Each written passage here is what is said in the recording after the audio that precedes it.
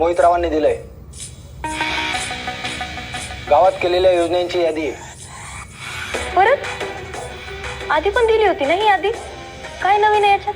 हा, पण त्याच्यात काही एक्स्ट्राच्या सूचना ऍड केल्या आहेत. या योजना त्यांनी खरंच राबवल्या की कागदी घोडे आहेत? ए इंदू, काय बोलतेस तू? मोहितराव आहेत ते, त्यांच्याबद्दल जरा आदराने बोलायचं.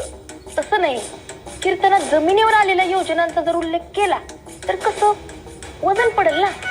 तिसरं काही बोललं तर वेगळं वाटेल लोकांना. जसं कार्य तसं प्रबोधन, नाही का? हा ठीक आहे, पण या कागदात असलेल्या योजनांची नावं कीर्तनात येऊ देत, तसा मोहितरावांचा आदेश आहे. आदेश आहे? बर, कीर्तनकारांना आदेश देणारे मोहितराव धन्य आहेत. त्यांना सांगा कीर्तन ही सेवा आहे, सेवेसारखीच व्हा. काय? हा, कीर्तन सेवा हे काय नवीन? राग्या, तुझं काय राहित?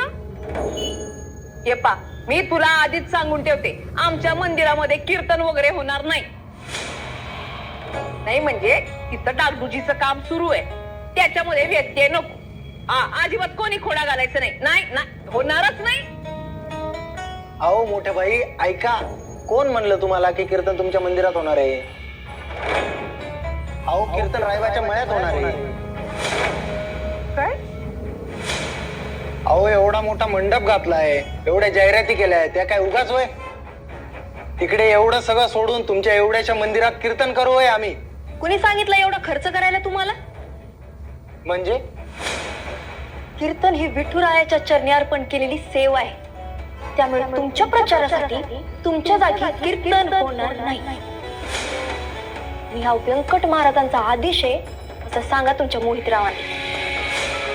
मोहितराव आहेत ते कार्यक्रम ठेवूही शकतात आणि जागा बदलूही शकतात. मेन आहेत ते. अजिबात नाही. इथले मेन व्यंकू महाराज आहेत.